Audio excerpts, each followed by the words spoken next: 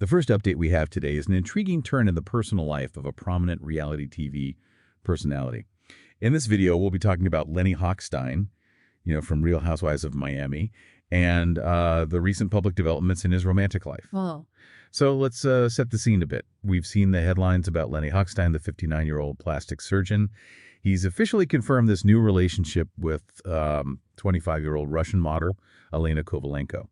What seems pretty noteworthy to me isn't just the news itself, but how fast it all seems to be happening. Absolutely. What's really striking, and we see this sometimes, right, with public figures, is just the sheer speed of these transitions. I mean, this news comes just, a little over a month after his former fiancée, Katharina Nalik, she's 29, confirmed their engagement was off earlier this year. And that relationship already had its own ups and downs, a split, and then getting back together. Right. And of course, just for context, people remember his ex-wife, Lisa Hochstein, 42. Very public history there, too. So this timeline, one ending, another starting so quickly, it definitely evokes some discussion about how these things play out in the public eye. And the progression, looking at that, it's astonishingly fast. Lenny apparently said he only met Alena last month. Through a mutual friend, they agreed to meet up in Miami, and, sources indicate things just kind of took off from there, really accelerated. What does that speed tell you, especially given everything that just happened? Well, it demonstrates a very decisive move, doesn't it? Almost jumping right into this new relationship, despite it being described as very new and fresh. And, Alena usually lives in Bali, apparently. Oh, interesting. Okay. Yeah, but Lenny has already moved her into his huge Star Island home in Florida, the $52 million one. Wow. Within weeks. Within weeks of knowing her, Yeah. that quick cohabitation, it really illuminates a remarkably rapid progression. It signals a significant level of intent, perhaps, or at least a very strong initial connection. And it seems the family got involved quickly, too. Lenny shared that his kids, Logan, who's 10, and Elle, she's 5, they've already met Alena. And he says they absolutely love her, which, for a parent, that must feel like a big deal. Definitely. And he also described Alena as incredibly beautiful, sweet, and great. And interestingly, he pointed out their shared Russian heritage. Oh, yeah. Yeah, he said that's something they have in common. So that cultural connection, even this early, maybe suggests something deeper they're finding there. When relationships are under this kind of spotlight, how the family integrates, that narrative becomes really key for the public. It kind of clarifies a level of comfort or maybe commitment very early on. So, okay, what about the future here? This connection is moving fast. Lenny's saying he's smitten and open to seeing where this path may take them. That sounds pretty positive, pretty open about what's next. It does. And connecting this to the bigger picture, you see their interactions on, Instagram. There are flirty comments, heart emojis, Alena reacting to a shirtless photo of Lenny. It certainly demonstrates they're comfortable being public with this connection, even though it's new and fast. Right, putting it out there. Exactly. Okay, next, we have a multifaceted update about Scheana Shay. Lots going on here. Candid revelations covering everything from scripted scenes to a traumatic birth and her health. Yeah, quite a bit. And what's particularly eye-opening is that Scheana, who is 40 now, is revealing some shocking details in her new book, My Good Side. Okay. Including a scene from Vanderpump Rules Season 9 finale that was, in her words, absolutely scripted. Whoa, okay. Pulling back the curtain there. Big time. She admitted to Us Weekly that she and Lala Kent faked a confrontation. It was about her and Brock Davies potentially eloping during James Kennedy and Raquel Leviss' engagement weekend. I remember that drama, so they faked it. Apparently. She provided a specific detail.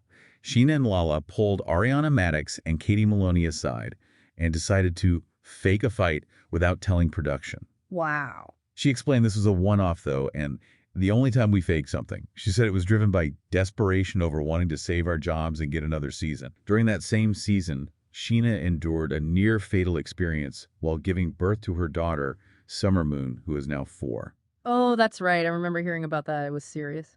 Very serious. She developed HLLP syndrome, which is the condition that can be fatal. She was transferred to a high-risk ICU. She said she was terrified when Summer was born, not making a sound, fearing for her life. Just unimaginable. Truly. And the implications of this are profound for Scheana, understandably. Due to this traumatic experience, she's not comfortable having more children naturally. Okay. And is considering using a surrogate, though she did express worries about not having the same connection to the baby. That's a common concern. It is. She also battled postpartum OCD, that's obsessive-compulsive disorder, involving those intrusive, distressing thoughts, often related to harm.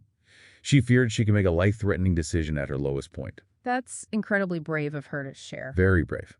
She's now on sertraline, which is the generic for Zoloft, and has undergone extensive EMDR therapy, eye movement desensitization, and reprocessing. Heard good things about EMDR. Yeah, she says it has significantly helped her reprocess trauma and allows her to openly discuss her struggles now. And there's still more from Scheana, right? Next update we have about her decision to go public with Brock Davies' affair and her reflections on their marriage. Yes, another major revelation from her book.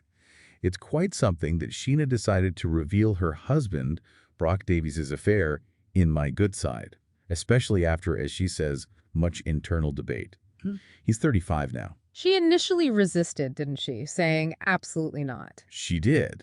But after what she described as an 8-month conversation and several therapy sessions with Brock, they decided the book would feel inauthentic without including it. That's a huge decision to make public, especially in a book. Huge. And it seems like it was partly a strategic move. Both were hesitant, but they chose to take control of the narrative. Fearing the other woman might come forward. Exactly. Scheana stated, "I'd rather it come out in my words." She even confessed she would have left Brock if they didn't have their daughter Summer Moon, or if she had found out about his infidelity when it actually happened. She noted her ex-husband, Mike Shay's emotional affair, could be worse than physical. But this physical affair was new territory for her. Right, a different kind of betrayal. So why did Brock confess? Well, according to Scheana, Brock ultimately confessed because he worried something would leak. Damage control. Seems like it. And Scheana expressed gratitude that the truth, at least, came from him directly. As for understanding the why, Brock attributed the affair to his fears about starting a family with Scheana while being estranged from his first 2 children. Okay, sort of a self-sabotage idea. That's how Scheana interpreted it. She found sympathy for him, understanding he felt like he needed to sabotage something so amazing because he didn't deserve it. Complex emotions there. So what does this mean for their marriage today? How are they doing now? Well, Scheana is candid. She says their marriage still takes work every single day. Realistic. Very. And she admits she will forever have insecurities, citing an example of seeing him swipe and delete a text, which, would trigger anyone in that situation. Oh, for sure. However, she genuinely believes he would never do anything like that again.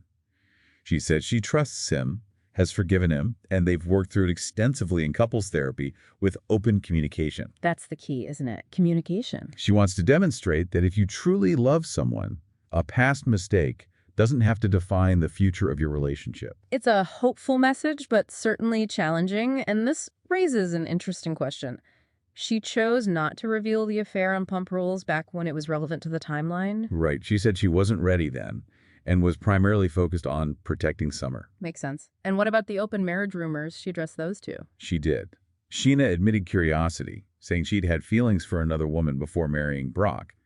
But ultimately, she knows it does not end well when feelings get involved in those situations. Yeah, rarely straightforward. So she confirmed she was never actually open to an open marriage with Brock. Okay, clears that up. Next, we are going to talk about the intense legal developments surrounding Denise Richards and Aaron Phypers. Right. And what's truly striking here is that their divorce proceedings have taken, well, a really shocking turn.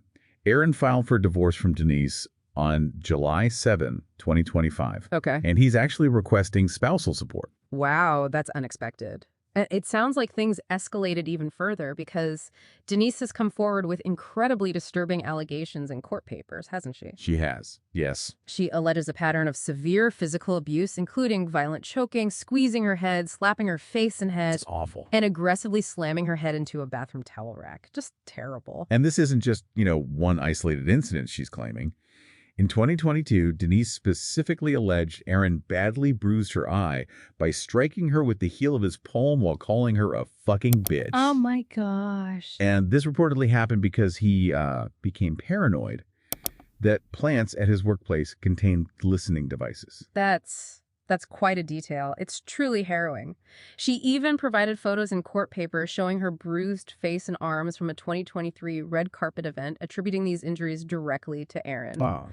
And in a more recent incident, just in early July, Aaron allegedly screamed at her for her phone. And when Denise threatened to call 911, he reportedly said, "I would like to see the cops take me away. I will blow everything up if they try." That's terrifying. And she also reported that Aaron possesses at least 8 unregistered guns, which, certainly adds another layer of seriousness to the situation. Definitely adds to the gravity. Yeah. Okay, shifting gears a bit from legal battles, let's turn our attention to Dolores Catania. Next update we have about her covers insights on health, weight loss medication, and the future of Real Housewives of New Jersey. Right. And key development here is Dolores recently had a heart procedure. It was for a condition called AFib. AFib. Yeah, where she actually felt her heartbeat right out of her chest. She urges everyone, if you ever feel a flutter, get it checked by a cardiologist. It's critical advice from her own experience. That's such a vital reminder. And interestingly, she temporarily stopped taking Mounjaro, that's a GLP-1 drug like Ozempic, Right, similar. because of the procedure. And she actually recalled gaining 15 pounds in just over a month during that time off it. Wow, that quickly. Yeah. Now that she's back on it, she's down 10 pounds and says she's feeling much better. And she even shared a helpful, specific detail about a side effect, which is useful. When starting those GLP-1s, she experienced nausea. Common side effect, yeah. Very common. And found significant relief using ginger chews. She even wished she'd had them during her pregnancies 30 years ago. Huh. That's quite an endorsement. So if we connect this to the bigger picture, Dolores emphasizes that her heart procedure was an immediate fix and she's doing great. Good for her. She even admitted she was on a plane a week later despite doctors' advice. Which, that truly demonstrates her resilience, doesn't it? It really does. Oh. And this also brings up an important point she addressed. The judgment people face when using weight loss drugs. Oh, yeah. That's a big topic. Huge. Her advice is quite direct. Why would you care what someone you don't even know has to say? And it's none of your business. It's a straight talk. Exactly. It's a strong call for personal autonomy and health decisions, which, as she points out, are often really private. Absolutely. And what does all this mean for Real Housewives of New Jersey? Sounds like she misses it. Oh, intensely. Dolores misses the show intensely, stating she can't see a life without New Jersey housewives. The show, as you know, has been on pause for 2 years now. Right, because of the cast divide? Yeah, particularly between Teresa Giudice Shay and Melissa Gorga, and Dolores famously refused to pick a side. Stuck in the middle. Totally. She feels NBC's hands were tied, but she really believes the show will return. She used a Frank Sinatra lyric, was too hot not to cool down. I like that. It's fitting, right? She's not a fan of full reboots, but she's open to shakeups. She did note the challenge of casting for New Jersey, though, given its really tight-knit, long-standing friendships. Yeah, that dynamic is unique. Okay, next update we have about Kroy Biermann. His career moves amidst his ongoing divorce from Kim Zolciak. Yeah, it's quite notable that despite the ongoing nearly 2-year divorce process, it began back in early 2023. Feels like a long time. It does. Both King and Kroy have now moved out of their marital home and are living separately. So that signifies a pretty significant physical step in their separation. Right, a real separation. And a big shift in his life, Kroy has taken on a new role. He's in sales now for Superior Rigging and Erecting Co. in the Atlanta area. Their official website even displays a professional headshot of him, which really speaks to a new chapter for him, It does, and it appears to be a promotion, which is positive for him. A November 2024 update stated he was previously a crane and rigging coordinator for the same company. Ah, okay. Moving up? Seems like it. Plus, we know he also receives a monthly NFL pension. It's around $4,500, since he played in the league for almost a decade. Right, so there's some financial stability there. Exactly, during what must be a pretty tumultuous time personally. For sure. So what does this tell us about where Kroy is focusing his energy? It seems like he's keeping a lower profile. He really has maintained a low public profile. But he did recently celebrate a significant personal milestone. His induction into the Montana Football Hall of Fame on June 29th. Oh, wow, that's big. Yeah, he shared this humbling honor on Instagram, called it a full circle moment, and emphasized his identity as a Montana boy at heart. Nice. So this illuminates his focus really on professional stability and these personal achievements during a very challenging period. Good for him finding that focus. Okay, next update we have about Jax Taylor. Specifically, his departure from the Valley and the reasons behind it. Right. The news is definitive. Jax Taylor is officially stepping away from the Valley after 2 seasons. Not returning for season 3. No, he will not be featured in season 3. Yeah. He describes the past year as incredibly challenging, which is understandable. Yeah, an understatement maybe. Probably. It included entering rehab for cocaine addiction and his estranged wife, Brittany Cartwright, she's 36, filing for divorce. It's a significant personal crossroads for him. Absolutely. And he's made it clear, hasn't he, that his primary focus now is on his sobriety, his mental health, Yeah. and co-parenting their 4-year-old son, Cruz. They welcomed him back in April 2021. He says he aims to become the best version of myself for Cruz. Which is a good goal. And if we connect this to the broader narrative of the show itself, the divorce is still playing out on the Valley. Right. We're seeing it unfold. Exactly. With Jax's abusive behavior towards Brittany being depicted on screen. Yeah.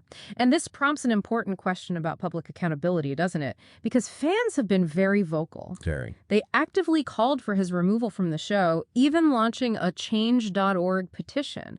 That got nearly 14,000 signatures.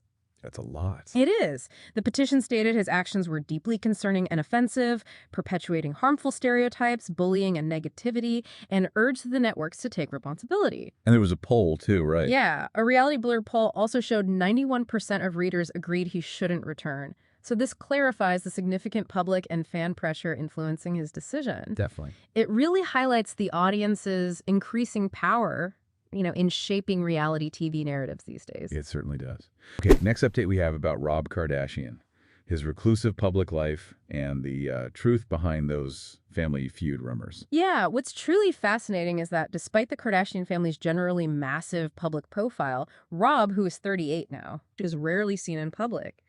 And he hasn't appeared on their new Hulu show, The Kardashians, at all. His absence has been really noticeable. It has. But he recently made an appearance on Khloe Kardashian's podcast, Khloe in Wonderland. Oh, okay. And it was specifically to dispel those long-held rumors of a family feud. He clarified, quote, "There's definitely nothing wrong between any of us." So why the distance from the spotlight then? What did he say? Well, he explained that his reclusive nature is, in his words, everything to do with myself. He doesn't want to be filming and putting myself in a position where I'm not comfortable. Okay. And the core reason, he admitted, stems from issues with body image. Ah, okay. That makes sense. He said, "I'm not comfortable in my skin, so why would I want to go be on camera and just be vulnerable and let people in? That's not what I want to do," adding he hasn't been comfortable with himself in years. Wow. He emphasizes that he chooses his own happiness and peace over filming for others. Good for him. But he hasn't completely closed the door on future appearances. He said he would consider it if it felt positive, natural, and importantly, if he felt good about himself. Right. He noted he does enjoy being around his family. He's just simply a homebody. Understandable.